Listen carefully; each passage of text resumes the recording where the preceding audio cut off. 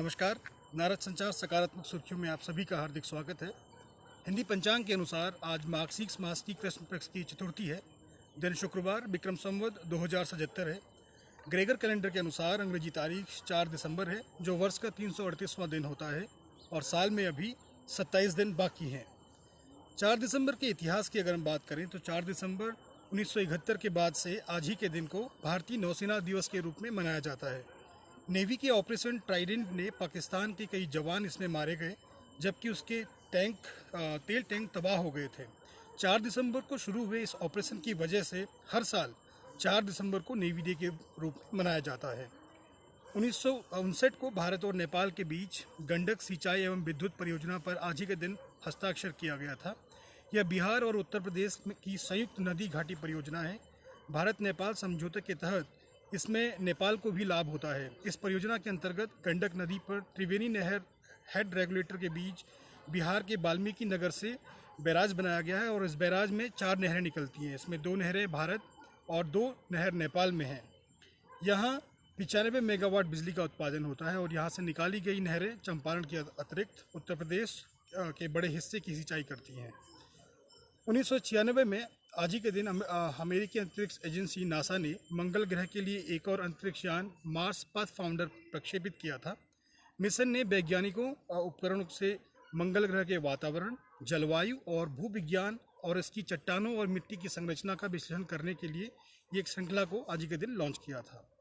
1860 में गोवा में मरगांव के निवासी ऑगस्टो लॉरेंस ने पेरिस विश्वविद्यालय से रसायन विज्ञान की डायरेक्टरेट उपाधि ली थी। वो विदेशी विश्वविद्यालय से डायरेक्टरेट की उपाधि लेने वाले पहले भारतीय थे। और रुक करते हैं आज के समाचारों की सकारात्मक सुर्खियों की ओर।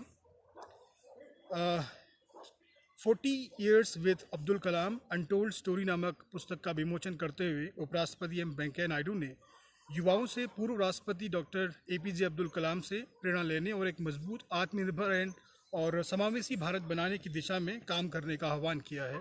अभिनेता रजनीकांत अगले महीने अपनी राजनीतिक पार्टी की घोषणा कर रहे हैं। एक ट्वीट में उन्होंने कहा कि तमिलनाडु विधानसभा के लिए आगामी चुनाव भ्रष्टाचार मुक्त, पारदर्शी और पक्षपात रहित होगा।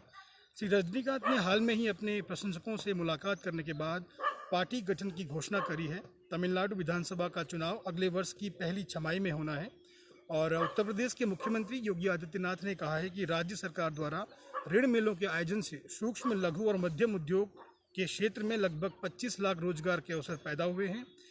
इस क्षेत्र की 3,54,000 से अधिक औद्योगिक इकाइयों को 10,390 करोड़ रुपए की राशि बांटने के बाद उन्होंने कहा कि सरकार के प्रयासों से सूक्ष्म, लघु और मध्यम उद्योग की 15 इकाइयों ने अपने आप को बॉम्बे स्टॉक एक्सचेंज में सूचीबद्ध करा दिया है। साथ ही IIT मद्रास के बाद IIT मुंबई ने प्लेसमेंट सत्र के पहले दिन 35 कंपनियों ने भाग लिया। इससे पहले 21 विद्यार्थियों को अंतर्राष्ट्रीय कंपनियों में नौकरी के प्रस्ताव मिले हैं। पहले दिन के कुल 313 विद्यार्थियों की नौकरी के लिए चयन किया गया है और दूसरे दिन 16 कंपनियों ने विभिन्न सेक्टर के 64 से अधिक नौकरियों के प्रस्ताव दिए।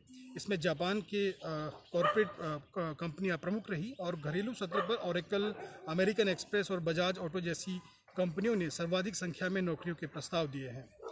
और उत्तराखंड में BEd डिग्री धारकों के लिए अच्छी खबर है। आखिरकार हाईकोर्ट से मिली बड़ी राहत और हाईकोर्ट ने ग्रेजुएशन में 50% अंक से कम अंक लाने वाले BEd डिग्री धारकों की सहायक अध्यापक की खाली पदों पर आवेदन करने के लिए योग्य करार दिया है।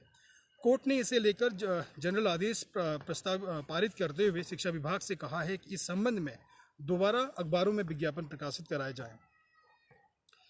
भारत की इकोनॉमी में तेजी से सुधार देखने को मिल रहा है और जुलाई-सितंबर तिमाही में GDP में इससे पहले तिमाही की तुलना में 23% वृद्धि दर्ज की गई है। वित्त मंत्रालय की ओर से गुरुवार को एक जारी मासिक आर्थिक समीक्षा में यह बात सामने आई।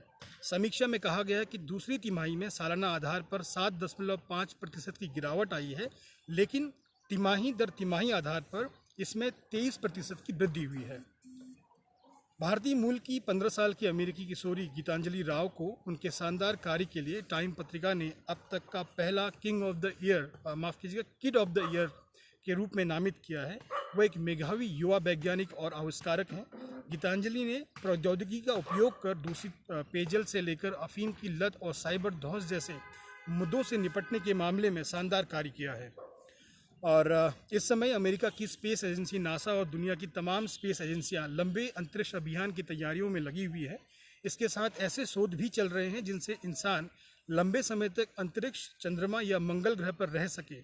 लेकिन इससे सबसे बड़ी बाधाओं में एक है अंतरिक्ष यात्रियों के लिए भोजन की व्यवस्था।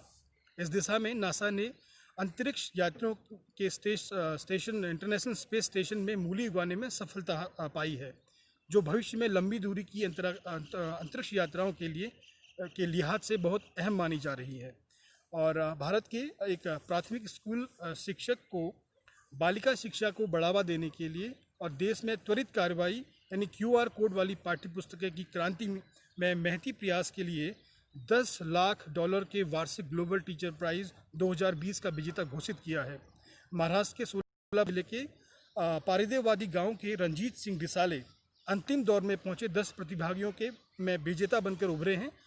वार्की फाउंडेशन ने असाधारण शिक्षक को उनके उत्कृष्ट योगदान के लिए पुरस्कृत करने के उद्देश्य से 2014 में यह पुरस्कार शुरू किया था और दिलासे ने यह घोषणा की है कि वो अपने पुरस्कार की राशि का आधा हिस्सा अपने साथी प्रतिभागियों को उनके अतुल्य कार्य में सहयोग के लिए देंगे।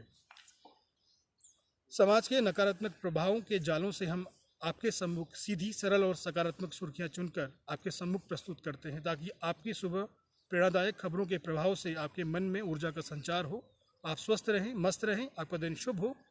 हमारी प्रस्तुति के संदर्भ में आपका सुझाव अत्यंत आवश्यक है। आप कमेंट कर हमें सुझाव दे सकते हैं। कल सुबह फिर आपसे इसी समय मुलाकात करते हैं। तब के लिए नमस्कार।